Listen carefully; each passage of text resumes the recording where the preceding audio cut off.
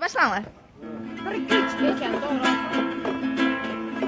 Gel gel indi köşelerine doldurup yiğitlerin kucağına doldurup Gel gel indi köşelerine doldurup Harilkanın üstlerine doldurup Kirayda zorladım sanatkarlarını Bununla kıymadım pazarcılarını Dostların üstlerini doldurup Pazarcıların karnlarını doldurup Mantı mantı Mantı mantı Mantı mantı yesem seni erkelem Erkelem yesem seni keçutlara silkelem Lan bam bara la lay lay la lay la La la la la la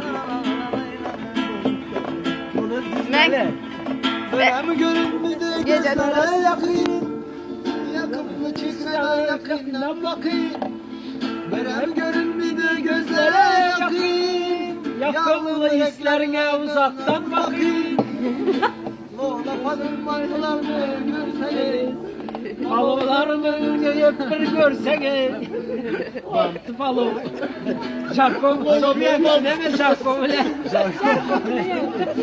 Mantı balığı. Jarkon bilen.